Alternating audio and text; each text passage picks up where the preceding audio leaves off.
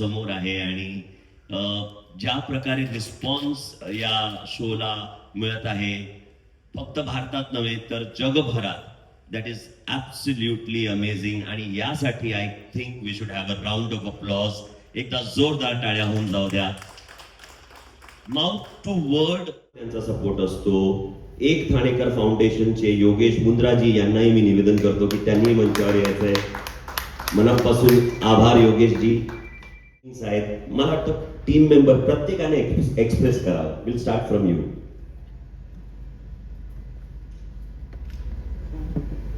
नमस्कार, मी Rucha Kulkarni the folk आख्यानमध्ये ॲज अ गायिका वर्क करते. खरं तर ही भावना अशी पटकन छोट्याशा शब्दात आणि विचारला सांगण्यासारखी नाही आहे, कारण की मनामध्ये अचानक शब्दांचा साठाही खूप येतं आणि भावनाही तितक्याच येतात. कारण की द फोक आख्यान याची सुरुवात जेव्हा झाली तेव्हाचं त्याचं स्वरूप आणि आत्तापर्यंत पाहता लोकांचा मिळणारा प्रतिसाद, या सगळ्याच गोष्टी पाहिल्यानंतर खूप भारावून येतं. खरंच प्रत्येकाची भूमिका तितकीच महत्त्वाची आहे आणि प्रत्येकाचं प्रामाणिकपणे त्याचं काम रंगमंचावरती दाखवण्याचं योगदान सुद्धा तितकंच आहे. सो मला असं वाटतं की आता आमचा 19 तारखेला जो नवीन वर्षाची सुरुवात आणि त्याचा प्रयोग ठाण्यामध्ये होणार आहे, तो खूप छान एक पुन्हा एकदा नवीन सुरुवात आहे. कारण मराठी नवीन वर्ष, 3.5 मुहूर्तापैकी एक मुहूर्त आणि मराठी संगीत याचा एक असा सुंदरसा योग जुळून आलाय आणि तो सगळं आम्ही तुमच्यासमोर पुन्हा एकदा नव्याने छान त्याच उत्साहाने तुमच्यासमोर मांडण्यासाठी खूप उत्सुक आहोत. थँक्यू. धन्यवाद. सगळ्यांना नमस्कार. मी अनुजा देवरे, आख्यानात गायिका आहे. ॲक्च्युली द फोक आख्यानाच्या सुरुवातीपासूनच्या प्रवासाचे तुम्ही सगळेच साक्षीदार आहात आणि आज आम्ही ऑलरेडी आमची 100 पार गेली आहे आणि हे रसिक मायबापांच्या आणि तुमच्या कोणाच्याच काय म्हणूया आपण प्रतिसादाशिवाय किंवा तुमच्या प्रेमाशिवाय, शुभेच्छांशिवाय हे घडूनच आलं नसतं. आणि गेले 100 शोज आम्हाला प्रचंड प्रेम मिळतं आहे सगळ्यांचं. सगळ्यांच्या शुभेच्छा आमच्यासोबत आहेत, सगळ्यांचा सपोर्ट आम्हाला आहे. त्याच्यामुळे खरं तर खूप भारी वाटतं आहे. आता आपण खरं तर 19 तारखेच्या म्हणजे गुढीपाडव्याच्या कार्यक्रमाच्या निमित्ताने इथे सगळे जमलो आहोत. तर एवढ्या सुंदर मुहूर्तावर हा जो कार्यक्रम आमचे मोरे एंटरटेनमेंटचे विशाल सर आहेत, त्यांच्या सहयोगाने आम्ही करतो. तर मला सगळ्यांना हेच सांगायचं आहे की आपण या कार्यक्रमाला नक्की भेटूया आणि खूप छान सगळ्यांनी सोबत हा गुढीपाडवा आपण साजरा करूयात. Thank you so much. धन्यवाद. स्वराज देशमुख, आख्यानामध्ये रिदमिस्ट वादक म्हणून मी काम पाहतो आणि आज खूप आनंद होत आहे की 2024ला सुरुवात झालेला हा प्रयोग, ही सुरुवात आज एक जागतिक पातळीवरती एवढ्या मोठ्या लेवलवरती रसिक प्रेक्षकांनी नेऊन ठेवले फोक आख्यानला. त्याबद्दल मी महाराष्ट्रातील सर्व रसिक जनांचे मी धन्यवाद व्यक्त करतो आणि त्याचप्रमाणे आमच्यावरती एवढा विश्वास ठेवून मोरे एंटरटेनमेंट्स आमच्यासोबत प्रत्येक ठिकाणी आम्हाला पाठबळ देत आहे. त्याबद्दल मी विशाल सरांचे खूप खूप धन्यवाद व्यक्त करतो. ईश्वर अंधारे, आख्यानात लेखक, गीतकार, बांधनिधी दिग्दर्शक आणि लमाण बंधू म्हणून काम करतो. खरं तर तुम्हा सगळ्यांचे आभार की मराठीच्या पहिल्या या सांगीतिक थाटासाठी एवढी मोठी पत्रकार परिषद आयोजित केली जावी, त्याला तुम्ही आम्हाला बळ देण्यासाठी यावं. आणि सगळ्यात जास्त कौतुक आणि सहकार्य विशालदादांचं की त्यांनी या मराठी कार्यक्रमासाठी एवढा मोठा थाट घातला. मराठीमध्ये मन प्रचलित होत जातात की पाय खेचण्याची स्पर्धा आपल्याकडे कमी नाही आणि त्या काळामध्ये एवढं मोठं पाठबळ देऊन आख्यानाच्या पाठीशी उभं राहणं ही खरंच फार मोठी भावना आहे एका मराठी या सगळ्या विश्वात काम करण्याच्या विशाल नावाच्या तरुणामध्ये. त्याचं प्रथमतः आभार. आणि मराठी नववर्षाच्याच या प्रवाहाला किंवा पर्वाला आख्यानाच्या बाजूनच सगळ्यांना ते दिसावं नववर्ष आपलं काय आहे आणि तेही लोककलेच्या खऱ्या बाजूनं. याच्यासारखा दैवी योग आणि आनंदाचा योग आमच्यासाठी नाही. संपूर्ण आख्यानाची टीम तुम्हा रसिक प्रेक्षकांची, तुम्हा पत्रकारांची कायम ऋणी राहील. धन्यवाद. नमस्कार, मी हर्ष, द फोक आख्यानाचा संगीतकार आणि मूळ संकल्पनाकार. खरं तर हे खूप छान वाटतंय की आज एखाद्या रंगमंचावर घडणाऱ्या सांगीतिक कार्यक्रमाची पत्रकार परिषद होतीये. कारण पत्रकार परिषद म्हटलं तर कायम नेते मंडळी, राजकारण किंवा चित्रपट याच्याशी संबंधित हा शब्द आहे पत्रकार परिषद. पण मोरया एंटरटेनमेंट आणि विशाल सरांच्या माध्यमातून हा क्षण आमच्यासारख्या कलाकारांना, लोककलाकारांना पाहायला, अनुभवायला मिळतोय. खरंच ही महाराष्ट्राच्या लोककलेसाठी खूप सुवर्णकाळ पुढे असेल. त्यामुळे खूप छान पण वाटतंय की इतका मोठा क्षण आमच्या वाट्याला त्या माणसाने दिला, मोरया एंटरटेनमेंटने दिला. आमचेही निर्माते आमच्याबरोबर कायम पाठीशी उभे असतात. त्यामुळे हा प्रवास इतका खूप छान पद्धतीने साकार झालाय. आम्ही 108 सांगीतिक थाट आजपर्यंत महाराष्ट्राच्या किंवा महाराष्ट्राबाहेर सादर केले. खूप खूप खूप खूप गोष्टी आहेत, त्या पुढच्या काही तुमच्या प्रश्नांना उत्तर देण्यामध्ये आम्ही नक्कीच सांगू. पण 19 तारखेला जो काही सांगीतिक थाट आम्ही तुमच्यासमोर घेऊन येतोय त्याच्यातही खूप गोष्टी नव्याने प्रेक्षकांसमोर येणार आहेत, ज्या मुंबईकरांनी, ठाणेकरांनी कधी अनुभवलेल्या नाहीत. 100व्या थाटासाठी आम्ही खूप वेगळी योजना आखली होती. ती योजना कदाचित मुंबईकरांना पहिल्यांदा पाहायला मिळेल. खूप मोठ्या पद्धतीने या थाटाचं आयोजन आणि नियोजन करत आहोत. तर मी समस्त मुंबईकरांना, समस्त पत्रकारांना आज आवाहन करतो की खूप मोठ्या संख्येने TMC ग्राउंडवरती गर्दी करा. तुम्हाला मराठी लोककलेचा अभिमान वाटल्याशिवाय राहणार नाही. धन्यवाद. नमस्कार, मी रणजित दुबे. मी या द फोक आख्यानचा निर्माता आहे आणि या सगळ्या आमच्या टीम मेंबर्सनी सांगितलंच की हा प्रवास कसा सुरू झाला आहे. पण मला खूप चांगलं एक मागची गोष्ट सांगायची या 19 तारखेच्या विशेष कार्यक्रम संदर्भात, की आधी आम्ही 20 तारखेला दुबईला आमच्याच टीमबरोबर, मोरया एंटरटेनमेंट, आता मी त्यांना आमच्या घरचीच लोक म्हणतो, तर त्यांची सगळी टीम, विशाल सर यांच्याबरोबर आम्ही असाच गुढीपाडव्याचा कार्यक्रम आपण दुबईत करू असं होतं. पण काही कारणामुळे आपल्याला माहिती आहे की काय झालं. तर तेव्हा लगेच ही जी एक आमचं एकमेकांचं एक ट्युनिंग आहे, तेव्हा लगेच ते आपण ही तारीख महाराष्ट्रात आता करतो आहोत, तर आपण ती गाठूयात आणि त्याचं काहीतरी खूप चांगला सोहळा करूयात.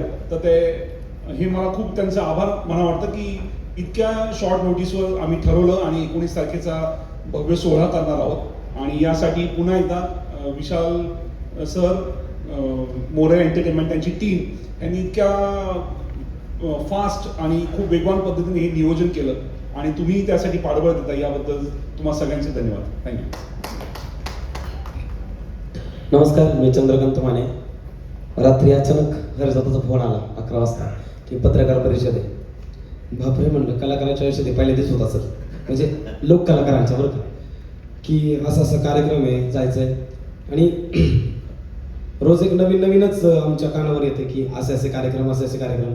आणि लोककलेचे कार्यक्रम सध्या तरी एवढ्या मोठ्या लेवलने कोणी सादरीकरण करत नसेल असं मला वाटतंय. कारण आख्यान सध्या खूप मोठं काम करते आणि लोकांच्या मनावर पण अधिराज्य गाजवते.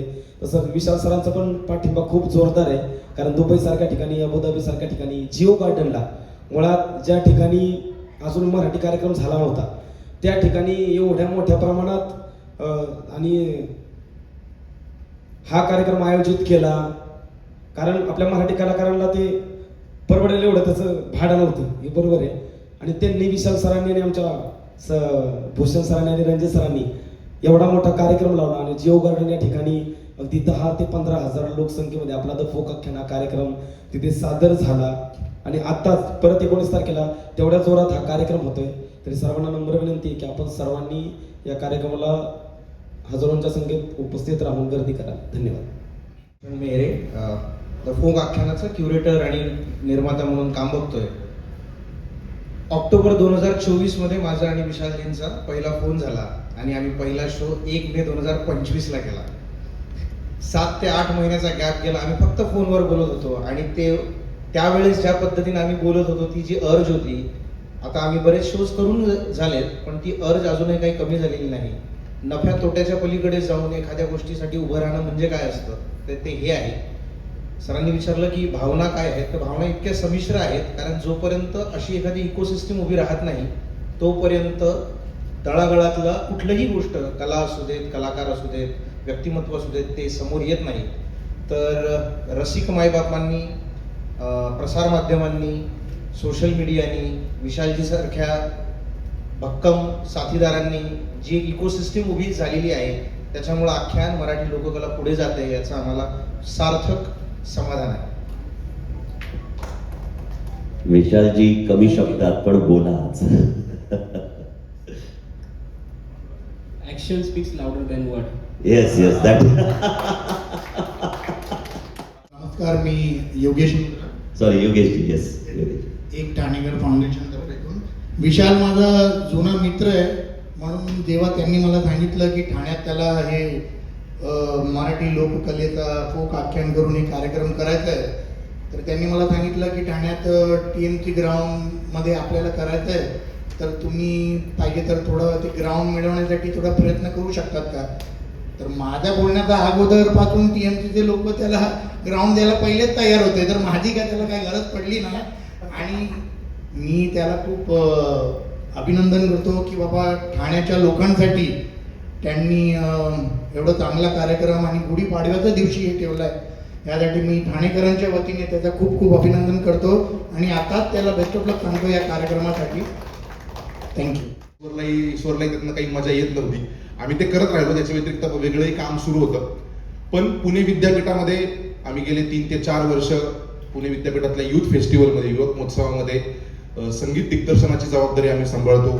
ईश्वरती नाटक आणि पथनाट्य किंवा बाकीच्या सगळ्या गोष्टींची जबाबदारी आम्ही पुणे विद्यापीठाकडनं करतो.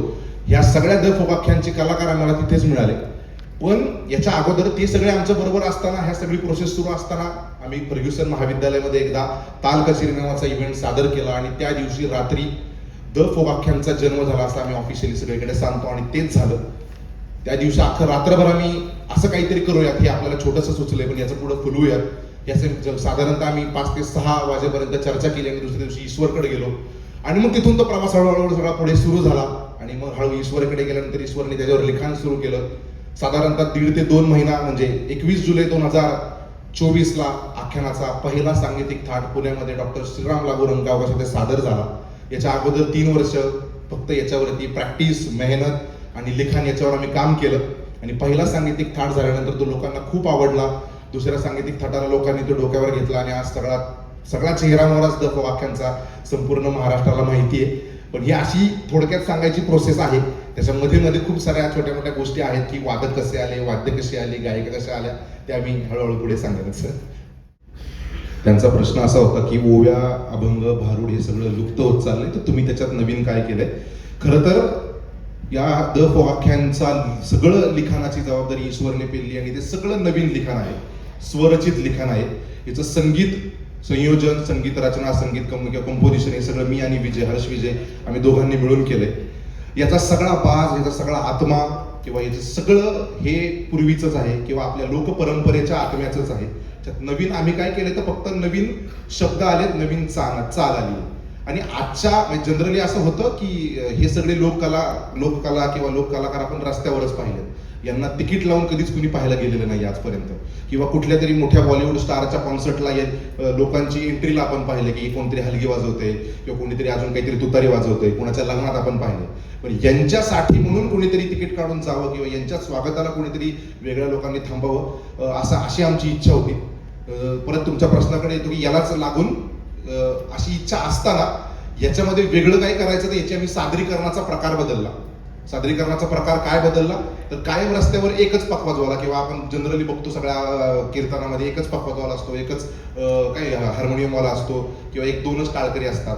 तर आख्यानामध्ये आमचे 4 पखवाज एका वेळेस वाजतात. आणि तो अनुभव घेण्यासाठी म्हणून ही सगळी गर्दी लोकांसमोर होती. लोक तिथे करतात. त्यानंतर एका वेळेला 20 ते 25 टाळ वाजतात. गायक एका वेळेस कोरस 8 ते 10 कोरसचा सगळा पार्ट ऐकू येतो. तर हा सगळा अनुभव हा खूप सुखद अनुभव आहे. लोकांनी कधी अनुभवलेला नाहीये किंवा अनुभवलाय तो कायम थिएटरमध्येच अनुभवलाय. मराठी चित्रपटसृष्टीमध्ये जे काही गाणी येतात तिथे अनुभवलाय. पण प्रत्यक्ष हा अनुभव खूप कमी वेळेला लोकांना अनुभवायला मिळतो. जे मुंबई, पुणे, नागपूर, नाशिक सारख्या ठिकाणी खूप कमी आता ठिकाणी असं कीर्तन भजन चालू असतं किंवा गावपाड्यात चालू असतं, तिथे IT क्षेत्रातला माणूस कधी जाऊ शकत नाही. त्या लोकांना हा अनुभव कसा देता येईल म्हणून आम्ही सादरीकरणाचा प्रकार बदलला, तो पूर्ण ग्रँजर केला, जेणेकरून कॉन्सर्ट नावाचा जो आता सगळीकडे आवाज चालू आहे, ती मराठी मध्यमवर्गीय माणसाला हा कधीतरी अनुभवायला मिळावा आणि ते आम्ही आमच्या कॉन्सर्ट किंवा सांगीतिक थाटामधनं मांडण्याचा प्रयत्न करतो. हाच आमचा आख्यानाचा मूळ उद्देश आहे. फारशी वळत नाही. तुम्ही हा फॉर्म कसा निवडला? दुसरा प्रश्न असा आहे की तुम्ही जे म्हणता की मध्यमवर्गीयांनी तुमच्या कार्यक्रमाला यायला हवं, तर तुमच्या तिकिटांचे दर बऱ्याच वेळा आवाक्या बाहेरचे होतात. त्यावर एक उत्तर द्या आणि 19 तारखेच्या कार्यक्रमामध्ये तुम्ही जो काही बदल करणार आहात तो नेमका काय आहे? पहिला प्रश्न काय होता आपला? आणि एक आपल्यातला अणुरेणू जीन्स ज्याला म्हणतात तो 9 पिढ्यांपर्यंत टिकतो आणि अजून अजून महाराष्ट्रामध्ये किंवा मराठी मातीमध्ये तो जीन्स यायला अजून काळ लागणार आहे, खूप पिढ्या जाणार आहे. फक्त आठवण करून दिली जाते त्या वाद्यातून, त्या रचनेतून, त्या स्वरांमधून मराठी मातीच्या, जेणेकरून तो स्वर जरी तिथं पोहोचला तरी आख्यानात नात आजीला घेऊन येते आणि आजी नातेला घेऊन येतं. हे पिढीचं एक जे झालेलं आहे संभाषण ते आख्यानात झालं. दुसरी गोष्ट, जिओ गार्डनलाच होणाऱ्या तिकिटांच्या याच्या आधीच्या शोचे दर हे सोप्याला 35,000 आणि पुढच्याला 15,000 आहेत. तिथं आपण काय ऐकतोय गेल्यानंतर वहीवर 2 ओळी सुद्धा लिहू शकत नाहीत. पण आख्यानाच्या एवढ्या मोफत दरामध्ये घरातली लहान पोरं गवळणी आणि घाटोळी तोंडपाठ करून आम्हाला पाठवतात. तर त्याच्यासाठी आम्हाला वाटत नाही हे तिकीट फार मोठं झालंय म्हणून. कंपॅरिझन त्या 2 गोष्टींचं असं आहे की मराठी लोकांसाठी ही गोष्ट नव्याने घडते असं वाटते म्हणून, पण नाही. ऐवज एवढा मोठा आहे संत परंपरेपासून मराठी इतिहासाचा की त्याला कदाचित या तिकिटावर राहणं गरजेचं आहे. दुसरी महत्वाची गोष्ट, आख्यानाच्या या सगळ्या टीम मध्ये जवळजवळ 250 जणांच्या पोटाचं कुटुंब आहे, टेक्निकल पासून कलाकारापर्यंत. एकाच वेळेला 40-45 जणांच्या कलाकारांचं गायन, वादन, सादरीकरण, हे नव्या रचनेत, नव्या संहितेत, नव्या चालीत हे सगळं स्वरचित देणं, त्याच्यासाठी म्हणून तो दर पुन्हा कमीच आहे. आणि कदाचित फार कमी वेळा असं होईल आणि इथून पुढं आम्हाला आशा आहे जे आता सुरू झालंय की इंस्टाग्रामला अनेक महिलांनीच आम्हाला सजेस्ट केलेलं होतं की 500 रुपये 1000 रुपये दराचा हा शो नाहीये तुमचा, तुम्ही जरा त्याच्या पुढचाच विचार करा. ज्यावेळेस मराठी माणसानेच एवढी ताकद दिली तर त्याच्यात ती गोष्ट आता नव्याने झाली. आणि तिसरा महत्वाचा मुद्दा म्हणजे 19ला हा मग नाही ते बघायलाच आहे ते नाही सांगू शकत. एकच मिनिट, मी फक्त आता मुंबईच्या DY पाटील स्टुडिओवरती कोल्ड प्ले नावाचा सांगीतिक थाट झाला. तिथे 95% लोक मराठी होते. त्याचा तिकीट दर होता 1.5 लाख रुपये. माळी कोण? अच्छा, हा कार्यक्रम एक लोकांनी मनोरंजन म्हणून पाहायचा की प्रबोधन म्हणून. त्याच्याच पुढे दुसरा एक प्रश्न जाऊन विचारतो की तुम्ही जे लिखाण करता, आता मध्यंतरी छावा कादंबरीमध्ये छत्रपती संभाजी महाराजांचा जो अंत्यसंस्कार झाला त्याचे लेखक होते विश्वास पाटील. विश्वास पाटीलनी काल 2 दिवसापूर्वी कुठच्या तरी कार्यक्रमात सांगितलं की मी तो सर्व अंत्यसंस्कार हा काल्पनिक लिहिला होता. कारण जसं आता तुम्ही म्हणालात की 20-25 तुम्ही सर्व आहात आणि हे जे काही लोकांच्या जीवनशैलीमध्ये बदल करणारा असा विषय असतो, तर या प्रश्नाकडे तुम्ही कशा पद्धतीने पाहता? नाही, आता कल्पना विलास काय काय गोष्टी करावासा लागतो ज्यावेळेस त्याला इतिहासाची तेवढी जोडण नसते किंवा ठोस पुरावे नसतात. तर त्यावेळेस कल्पना विलास हा लेखनात चालत असतो जो त्या लेखकाचा पिंड आहे. या सगळ्या लेखनाच्या, आख्यानाच्या लेखनाच्या या सगळ्या बांधणीमध्ये संत साहित्य, लोककलेचं साहित्य हे डोळ्याने प्रमाण मानूनच, जसा एखादा अभंग मानावा, एखादी ओवी मानावी, एखादी विरहिणी मानावी, असं प्रमाण म्हणून जसं एखादा कीर्तनकार त्याचं निरूपण करतो त्याच प्रकारे त्या प्रमाणाला एकत्र धरून त्याचा सार तिथे पुढे सांगितलेला आहे. त्याच्यासाठी म्हणून आधी ज्या लोकांनी त्यांच्यासाठी त्या लोककलेत आयुष्य खपवलंय, सादरीकरणानं, लेखनानं, अनुभवानं, त्यांना जाऊन ते वाचून दाखवलं झालं, त्यांना दाखवलं झालं. ज्यानंतर त्याच्यात काही त्रुटी आणि दुरुस्ती झाल्या आणि त्याच्यानंतरच पाहिला त्याचा रंगमंच आविष्कार झाला. याच्यात कल्पना विलास जो काही आहे तो फक्त संत साहित्याला प्रमाण मानूनच आहे, दुसरी त्याच्या जडणघडण नाही. बाकी शाहीर बोलते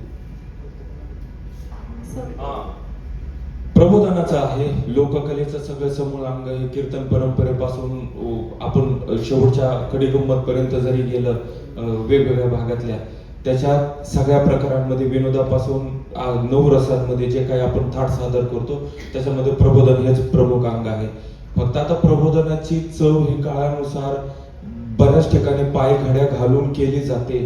आपल्या पुढे आपल्या लोकांना कुणी शो दिलाय, आपल्याला कुणी आमंत्रित केलंय, त्या गरजेला, त्या मातेला या प्रबोधनाची गरज आहे की नाही याचा कुठलाही तासभूस आणि अभ्यास न करता केलं जातं. पण आख्यानातून केवळ आणि केवळ लोककलेची जी आता अवस्था झालेली आहे तिच्यावर एक भाष्य केलं जातं. आणि जे प्रबोधन आम्हाला आत्ताच्या काळाला गरजेचं वाटलं. माझा एक प्रश्न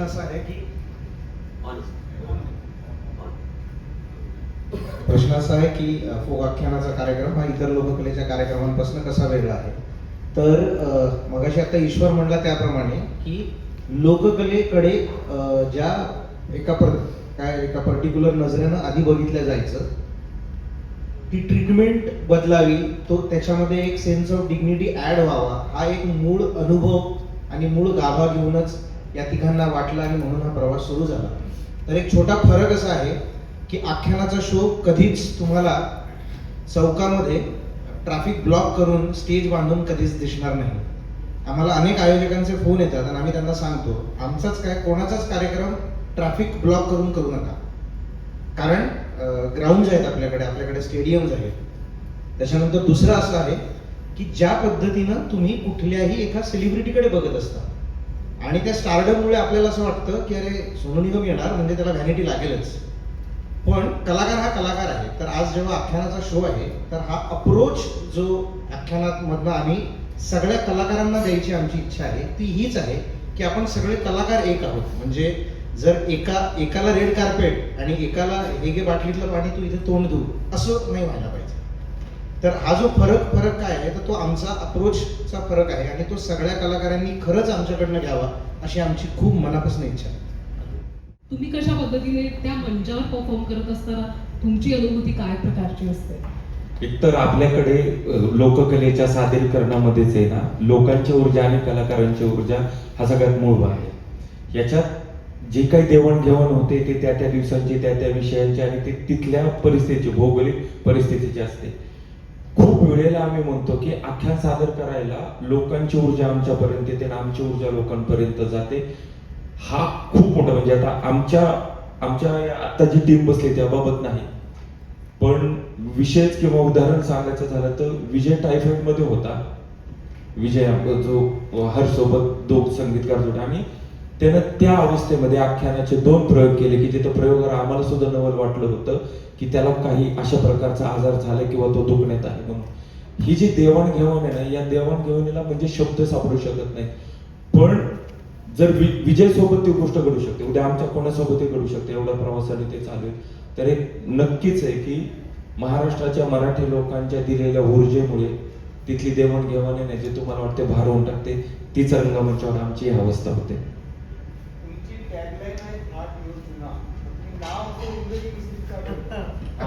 बघा आता आपण एक थोडा गेम खेळू. तुम्ही सगळे प्लीज सहमत व्हा, मला म्हणजे बुजून राहू नका, मला उत्तर द्या शेवटच्या ओळीचं. Energy neither be created not be destroy, it can transfer one from to. हे अनादर सगळे न चुकता म्हणाले. प्रत्येक आख्यानाचे किंवा मराठी शब्दाचे जोपर्यंत तुम्ही इंग्लिश शब्द पेरत नाहीत ना, लोकांना त्याच्यात स्वॅग वाटत नाही. मग ते आणण्यासाठी म्हणून थाट हा जुनाच आहे परंपरेचा.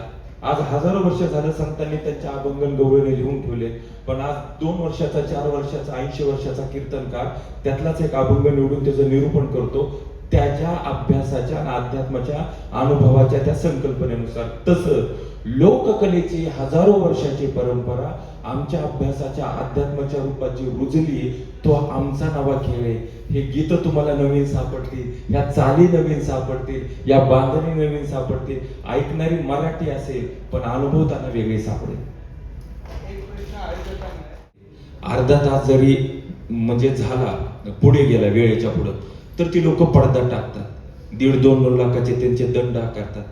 आम्हाला माहित नाही या माणसाने आमच्यासाठी किती तोटा सहन केलाय, का किती वेळा म्हटलं तर त्यांचं असं म्हणणं आहे की या कार्यक्रमामुळे त्यांच्या घरात आणि त्यांच्या मनात काहीतरी जे परिवर्तन झाले त्याच्यासाठी मी म्हणजे आम्ही कलाकार म्हणून नाही, आख्यानाच्या लोककलेच्या पाठीवर मी तुमच्यासाठी सदैव उभा आहे. आधी माहित नव्हतं की आयोजन कोणत्या प्रकारचं असतं, कारण आमचाही डोळ्यासमोर मोठा झालेला खूप मोठा शो आहे आमच्यासाठी आख्यान. पण त्या माणसानं मॅनेजमेंट असावी कशी, काय करावं, कसं बॉलिवूडच्या मोठमोठ्या सेलिब्रिटींना घेऊन आशाताई असतील, सोनू निगमला असतील, ज्या प्रकारचं ते थाट मांडतात, या मराठी नवीन लोककलावंताचा थाट मांडणाऱ्या मुलांना त्याच्यापेक्षा एक पुढची पायरी ते आणून देतात. नमस्कार. 19 तारखेला ठाण्याच्या TMC ग्राउंडवरती द फोक आख्यानाचा सांगीतिक थाट सादर होतोय. ठाणेकर नाही तर पूर्ण मुंबईकरांसाठी हे आमंत्रण आहे. त्या दिवशी गुढीपाडवा आहे, मराठी नववर्षाला सुरुवात होतीये. इंग्रजी नववर्ष सगळ्यांना माहिती असतं, पण मराठी नववर्षाला त्या दिवशी एक वेगळा काहीतरी उपक्रम मोरया एंटरटेनमेंटच्या माध्यमातून तुमच्यापर्यंत येतोय. सगळ्या समस्त मुंबईकरांना, ठाणेकरांना मी आवाहन करतो की खूप लोकांनी हा सांगीतिक थाट अनुभवला असेल, याच्या अगोदर सभागृहात अनुभवला असेल, मुंबईच्या BKC ग्राउंडवरती अनुभवला असेल, पण हा 19 तारखेचा सांगीतिक थाट आम्ही विशेष मांडतोय, जो आम्ही पुण्यामध्ये 100वा सांगीतिक थाट एक वेगळ्या पद्धतीने सादर केला होता. तुम्हाला खूप वेगळी वाद्य पाहायला मिळतील, कदाचित 1-2 माळ वेगवेगळ्या पाहायला मिळतील, कदाचित खूप मोठ्या संचामध्ये तुम्हाला हे सगळं पाहायला मिळेल. मराठी लोकांना खरं तर कॉन्सर्ट नावाचा प्रकार खूप पाहायला मिळत नाही, पण मोरया एंटरटेनमेंटच्या माध्यमातून आणि द फोकाख्यांच्या सगळ्या टीमच्या माध्यमातून आम्ही एक सांगीतिक थाटाचा अनुभव द्यायला तुम्हाला येतोय. तर तुम्ही सहकुटुंब, सहपरिवार, मित्र, मैत्रिणी, आप्तेष्ट सगळ्यांना घेऊन या सांगीतिक थाटाला उपस्थित राहा. तुम्हाला नक्कीच खूप वेगळा अनुभव मिळेल ही मी तुम्हाला खात्री देतो. धन्यवाद. 19 तारखेला होणाऱ्या सांगीतिक थाटाची तिकीट प्राइस किंवा तिकिटाचे दर हे 499, 999 आणि 1499 असे 3 प्रकारामध्ये आहे. आणि ह्या थाटाची तिकीट विक्री तिकीटखिडकी.com वरती उपलब्ध आहे, सुरू आहे. आत्ताही जाऊन तुम्ही तिकीटखिडकी.com ला भेट दिली तर तुम्हाला 19 तारखेच्या TMC ग्राउंडवर सादर होणाऱ्या द फोक आख्यांची तिकीटं नक्की मिळतील. नक्की बुक करा आणि भरघोस संख्येने तिथे उपस्थित राहा. धन्यवाद.